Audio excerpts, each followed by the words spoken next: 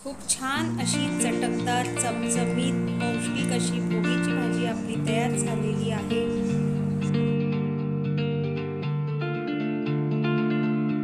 नमस्कार, मी प्रतिमा's किचनमध्ये आपलं सर्वांचं स्वागत करते। मकर संक्रांती जवळ आलेली आहे आणि मकर संक्रांतीच्या आदल्या दिवशीला भोगी म्हणतात आणि त्या दिवशी जी भाजी केली जाते त्याला भोगीची भाजी म्हणतात। आपण आज त्याचीच रेसिपी बघणार आहोत, पण रेसिपीला सुरुवात करण्याआधी जर तुम्ही माझ्या चॅनलवरती नवीन असाल तर माझ्या चॅनलला लाईक आणि सबस्क्राईब करायला विसरू नका। चला तर रेसिपीला सुरुवात करूया। आपण इथे बघणार आहोत भोगीच्या भाजीला आपण कुठल्या भाज्या घ्यायच्या आहेत ते बघणार आहोत। त्यासाठी मी इथे घेतलेले आहे 2 वांगी आणि 1 बटाटा चिरून घेतलेले आहे आणि काळे नाही पडले पाहिजे म्हणून पाण्यात घालून ठेवलेले आहे। घेवडा घेतलेला आहे किंवा यालाच विदर्भामध्ये वालाच्या शेंगा म्हणतात। हिरवे हरभरे घेतलेले आहे ओलेवाले आणि चवळीची शेंग बारीक चिरून घेतलेली आहे। पावटा घेतलेला आहे, शेंगदाणे थोडेसे 4 ते 5 बोरं घेतलेले आहे, हिरवा वाटाणा आणि गाजर घेतलेला आहे। तुम्हाला परत जर याच्यापेक्षा जास्त भाज्या घालायच्या असेल तर तुम्ही घालू शकता। या सगळ्या भाज्या मिळून साधारणपणे पाव किलो घेतलेल्या आहे मी इथे। भाजीच्या वाटणासाठी आपल्याला काय काय घ्यायचं आहे ते बघूया। थोडीशी हिरवी कोथिंबीर घेतलेली आहे, थोडंसं सुकं खोबरं घेतलेलं आहे, ते हलकंसं भाजून घेतलेलं आहे।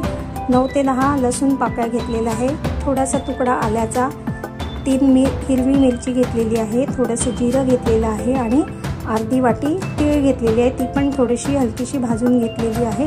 आता मी इथे एक मिक्सरचं भांडं घेतलेलं आहे। आता आपल्याला जे मसाल्याचं आपण घेतलेलं होतं साहित्य ते आपण सगळं यामध्ये घालूया। कोथिंबीर, सुकं खोबरं, लसूण, आलं, मिरची, तीळ आणि जिरे।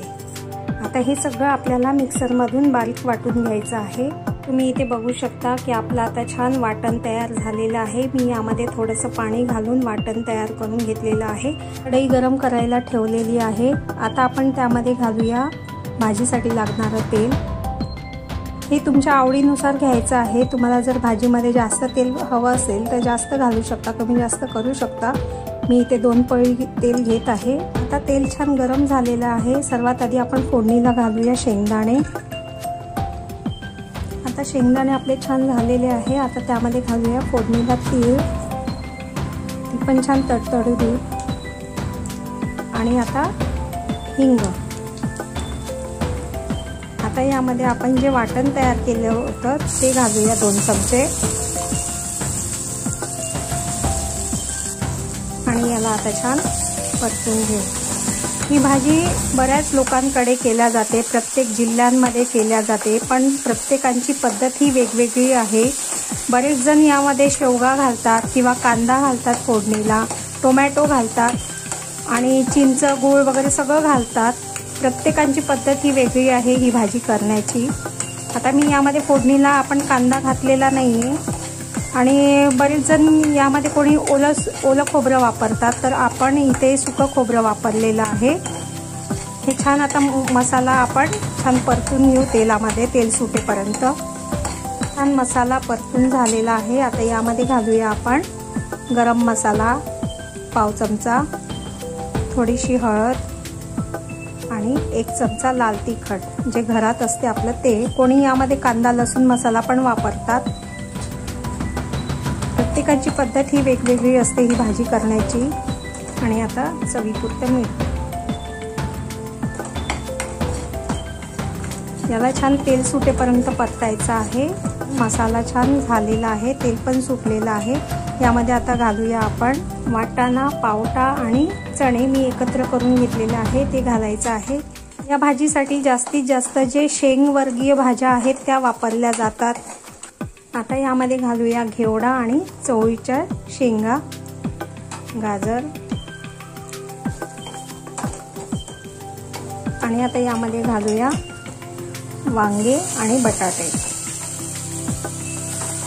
भोगीच्या भाजीमध्ये जे संक्रांतीपर्यंत बाजारामध्ये ज्या भाज्या निघालेल्या असतात त्या भाज्या सहसा वापरतात। तर हे छान आपण परतून घ्यायचं आहे। तर यामध्ये घालूया आपण बोरं आणि आता हे सगळ्या भाज्या आपल्या परतून झालेला आहे। यामध्ये जे आपण मिक्सरमध्ये वाटण काढलेलं होतं त्याचं पाणी घालायचं आहे आणि याच्यावरती आता आपण झाकण झाकायचं आहे। याला आता आपण झाकून ठेवू 4 ते 5 मिनिटासाठी। आता 4 ते 5 मिनिट झालेले आहे। आपण भाजी उघडून बघूया। बघा किती छान मस्त चमचमीत होते आहे भाजी, तेल पण छान सुटलेलं आहे आणि जोपर्यंत हे दाणे वगैरे शिजत नाही तोपर्यंत आपल्याला होऊ द्यायची आहे। कमीत कमी आपल्याला मध्ये मध्ये 2 ते 3 वेळा याला उघडून बघायचं आहे। आता मी यामध्ये थोडंसं पाणी घालते आहे आणि याला फिरवून घेऊ। याला परत आपण झाकून देऊ 5 ते 7 मिनिटासाठी। आता आपण भाजीला परत एकदा उघडून बघूया। तुम्ही इथे बघू शकता की किती मस्त तेल सुटलेलं आहे भाजीला आणि अशी चमचमीत दिसते आहे। आता आपण बघूया याच्यातले दाणे किंवा भाज्या शिजल्या आहे की नाही। आपण बोटाने असं दाबलं की छान दाणा फुटतो आहे, म्हणजे आपली भाजी छान शिजलेली आहे। गॅस बंद करूया आणि सर्विंग बाउलमध्ये काढूया। खूप छान अशी चमचमीत चटकदार पौष्टिक अशी मुगाची मिक्स भाजी तयार झालेली आहे। रेसिपी तुम्हाला आवडली असेल तर माझ्या चॅनलवरती नक्की लाईक आणि कमेंट्स करायला विसरू नका। पुन्हा भेटूया अशाच नवीन रेसिपीसह। तोपर्यंत